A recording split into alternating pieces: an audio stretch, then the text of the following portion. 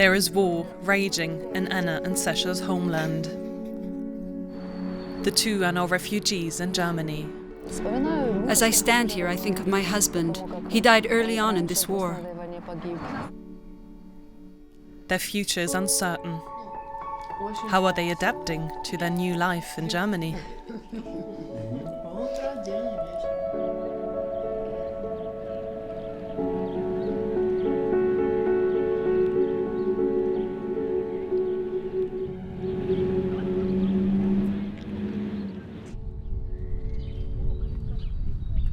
Anna and Sascha have been living in Berlin since fleeing from Ukraine. They found accommodation with a host family. By a stroke of luck, they managed to flee the Russian bombs. They got out of Chernihiv 4 weeks after the Russian attack on Ukraine. They are safe here, but their thoughts are still with Ukraine and their family and friends there.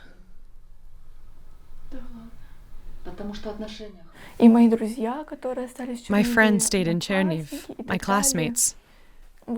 I can't bear the thought that they didn't have the chance to escape, even though they wanted to. That's what's terrifying. And even though I'm doing well here,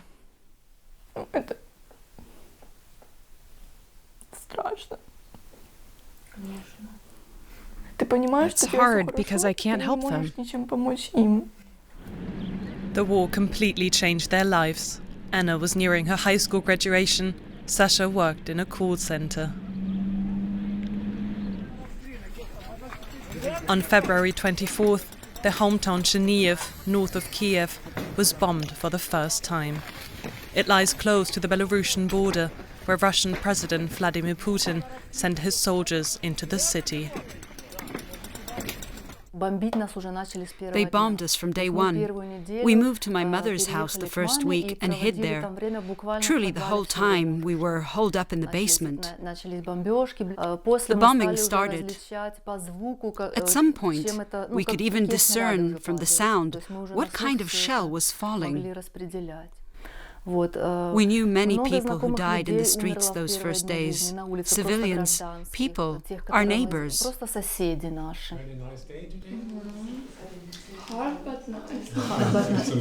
After their third attempt, Anna and Sascha managed to escape, despite the daily attacks. Now they live with Martin and Cornelia Jung-Inrich. The couple drove a rented bus to the Polish border to pick up the refugees.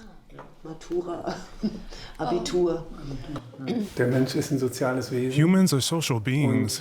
If someone falls down next to you, you lean down and pick them up again. It's completely natural. And it's heartwarming to see how the two are managing together.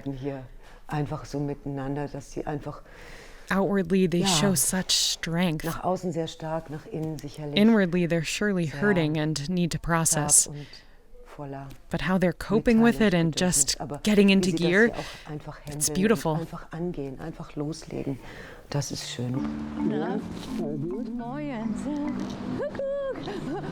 Getting into gear, that doesn't happen in Germany without facing some bureaucracy.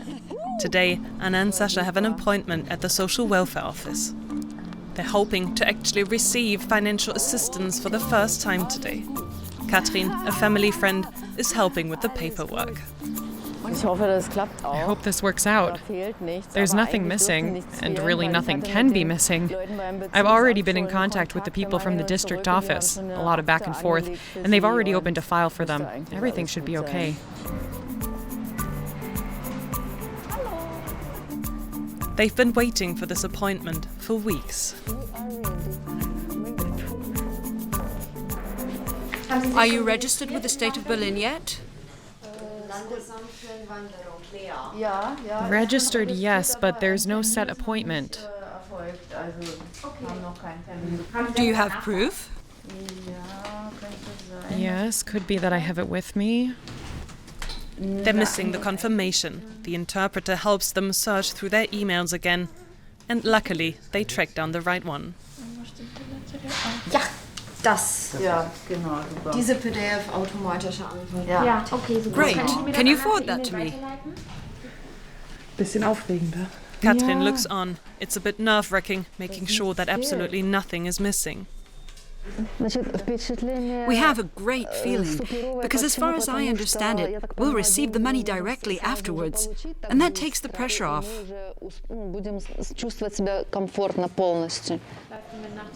Sascha and Anna are surprised how quickly everything is going. Germany has removed many bureaucratic hurdles for Ukrainian refugees. The pair can collect the money directly. It's about €350 per person, which they'll start receiving every month.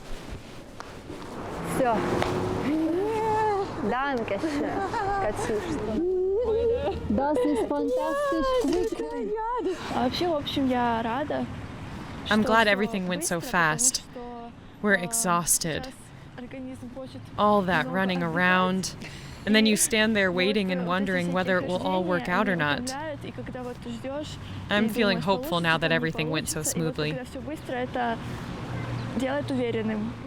We want to save up and send some money to grandmother so she can repair her roof, which was destroyed in the war.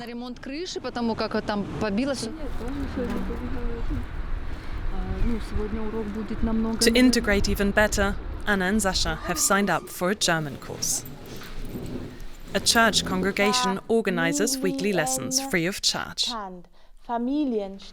After a short introduction, they start practicing. Do you have children? I am 2 children. What is the name of your wife, your husband?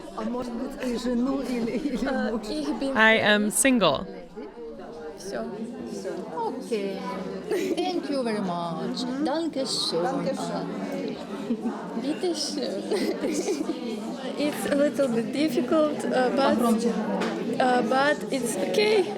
We are teaching. So we are students. We want to study Germany, поэтому. So that's why. That's why we будем стараться to study Germany very well. Sascha and Anna are among 60,000 refugees from Ukraine now living in Berlin. They often see Ukrainian flags across the city, a sign of solidarity.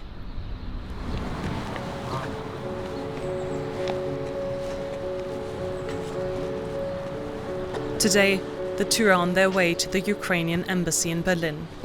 They want to lay a rose for Anna's father.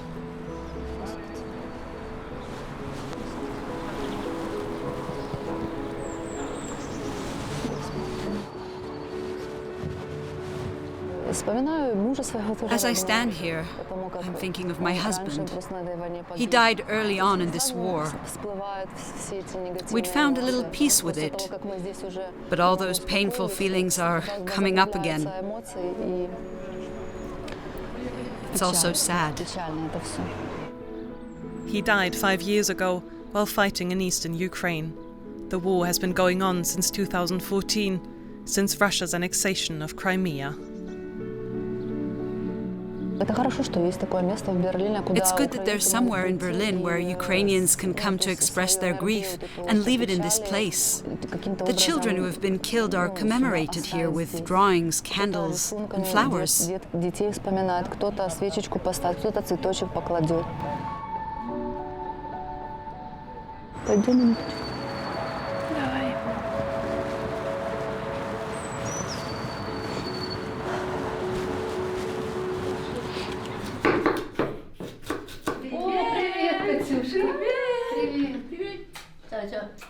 Let's make borscht together.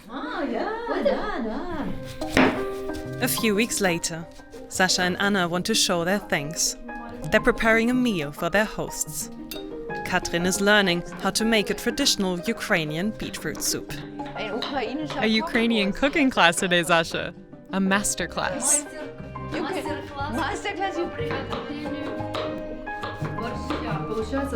This is our Ukrainian national dish. It really fills you up. Today we're making it with lots of beans to replace the meat. But a real Ukrainian borscht is cooked with meat, with pork ribs. The borscht brings back memories. Anna has not seen her family and friends for weeks. Some are still in Chernihiv, others, like her, have fled abroad or are still in transit. I want to see my grandparents and eat grandmother's food because it's the most beautiful thing in the world. Yeah, and meet my friend and talk about how they're feeling and everything is fine or maybe something is terrible and just talk. The borscht is ready. Anna and Sascha are settling into their new lives. They get along well with their host family and know that they can stay with them as long as they want. Delicious. Very tasty. It feels like we're having dinner with our own family. We're already totally comfortable with our German family. It's like being at home.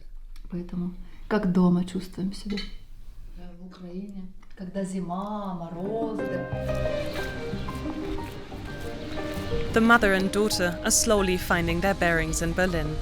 Together, they're discovering a new country, a new culture. Before they fled, they'd never been outside Ukraine.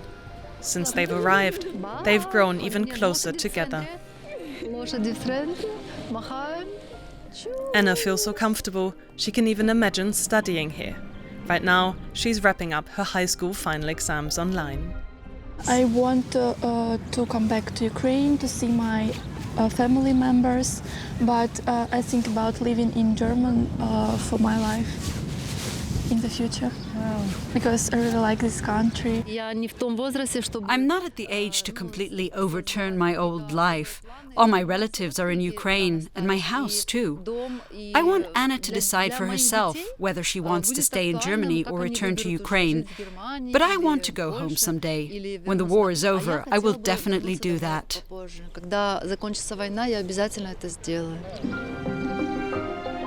But at the moment, they have no idea how long that will take.